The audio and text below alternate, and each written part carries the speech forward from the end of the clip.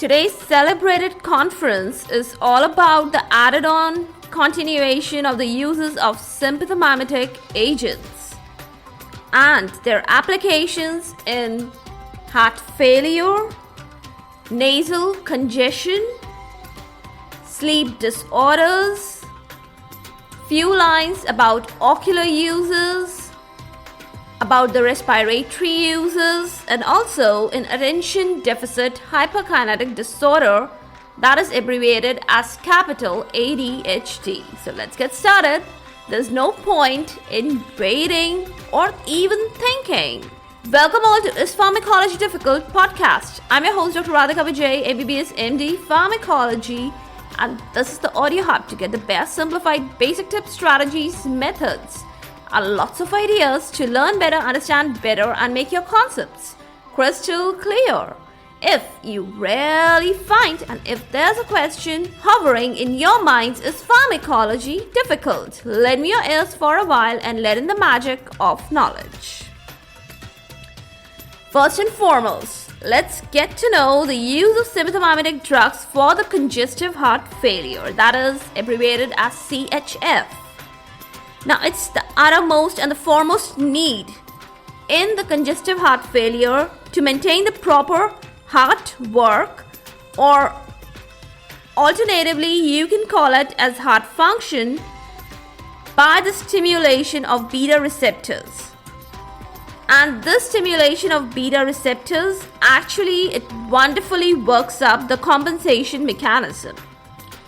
Drugs like beta-1 selective agents, dobutamine, they work wonders in acute decompensated heart failure, while there are different drugs for the chronic states. Let's jump over to our next application, the states of nasal stuffiness. In the conditions of nasal congestion or stuffiness, the drug of choice belongs to the group of alpha-adrenergic receptor agonists. Now, alpha-1 receptors of the vessels of nasal tissues, they are activated, and this activation leads to the diminution of the nasal mucosa. It relieves the airflow block. Now, these drugs, they are administered either via the oral route or the topical route, but it's a good idea to have the knowledge of few points which limit the excessive use of these drugs, like decreased progressive effect of the drugs. Second important limitation would be rebound hyperemic states, and last but not the least, chronic deleterious damage to the nasal structure and the mucosa. But what you have to keep in mind, and what is of great importance and knowledge, is that selective alpha-1 agonists, they cause less harm in all the states if they are used. Some relative and absolute no-no states involve: first, already found pathologies of hypertension; second, pathologies like prostatic hyperplasia; and last but not the least, consequent use of monoamine oxidase inhibitors, they are a big contraindication. Oral drugs, they may be excessively used and they lead to systemic harm too. They are not suitable for especially patients of hypertension and angina. Beta agonist drugs, they find life-saving use in respiratory disorders like asthma and chronic obstructive pulmonary disorders, abbreviated as capital COPD. Let's know other applications. A great use of sympathomimetic agents is to combat the hypersensitive states like food allergies, drug allergies. Epinephrine is injected subcutaneous for this particular cause. To ensure the quick results, intravenous injections of epinephrine, they are also preferred. Now, epinephrine is the first choice, while glucocorticoids and antihistaminic drugs, they follow. Especially, I know you remember the anaphylactic states. Now, sympathomimetics, they are optimally useful in eye disorders and diseases The details they are to be left for future conferences. Next, let's talk about their use in the weight management. You guessed the right drug, amphetamines and its relatives.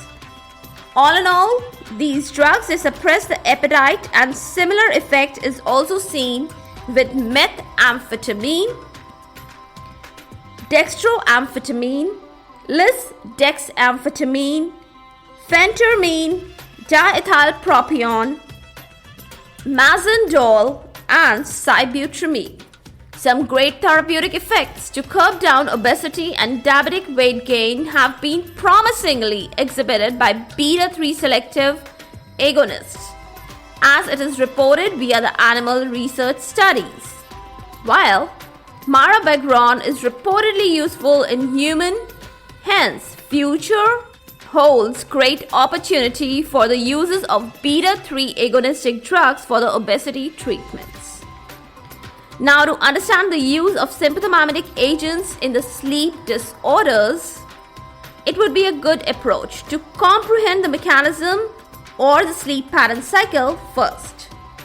Narcolepsy is a state of excessive sleepiness. The major cause of this particular state is the destruction or the deficiency of hypocretin. Now, one good gracious concept to comprehend at this particular point of learning is that wakefulness is promoted via the routes of monoamines in the central nervous system. And what do you infer from this particular statement? Well, CNS stimulant drugs working via this route, they may help to resolve the problem. Let's come over to the drugs. Modafinil, categorized as Schedule 4 drug, is thoroughly used for narcolepsy cure. Other agents, they are R-modafinil, methylphenidate, and amphetamines. Now, let's talk about R-modafinil. R-modafinil is very useful in the treatment of obstructive sleep apnea, and it's very useful in the shift workers also.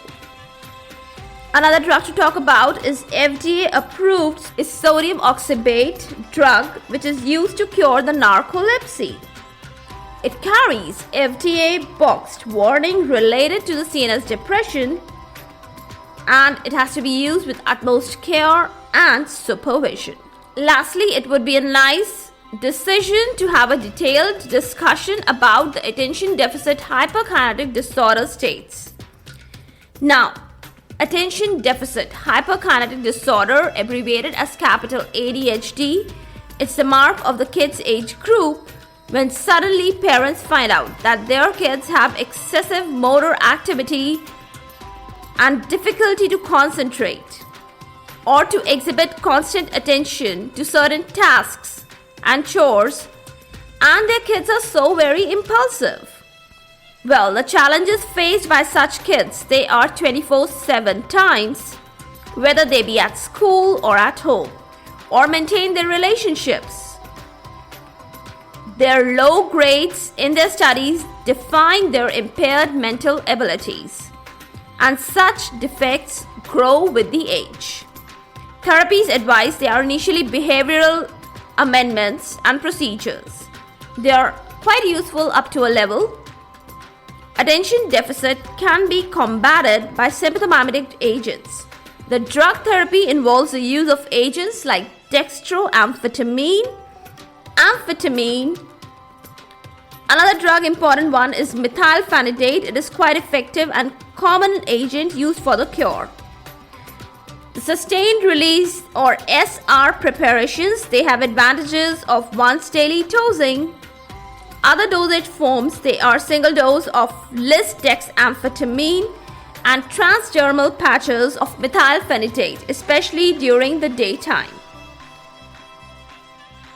We should know something about the side effects. Trivial adverse effects, they can be surpassed by dose adjustments, while major adverse effects for concern, they are insomnia, abdominal pain, anorexia, and weight loss.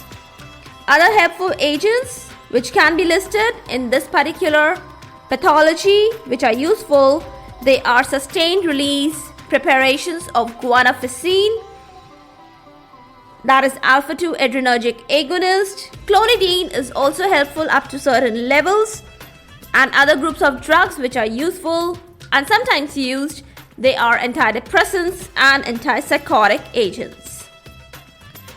To end this wonderful discussion about the use of sympathomimetic agents and to return back with a bang, I would just like to say back with a bang all the way through the jumbled strands. Caring not the rains and the suns, joys of noise can be explained with taciturns. You gotta have faith. Hay que tener faith. Well, that was in Spanish. For all the updates and latest episodes of my podcast, please visit www.ispharmacologydifficult.com, where you can also sign up for a free monthly e-newsletter of mine. It actually contains a lot of updates about medical sciences, drug information updates, and my podcast updates also. You can follow me on different social media handles like Twitter, Insta, Facebook, and LinkedIn. They all are with the same name. It's Pharmacology Difficult. If you're listening for the first time, do subscribe and follow whatever platform you are consuming this episode. Stay tuned. Do rate and review on iTunes, Apple Podcasts. Stay safe, stay happy, stay enlightened. Thank you.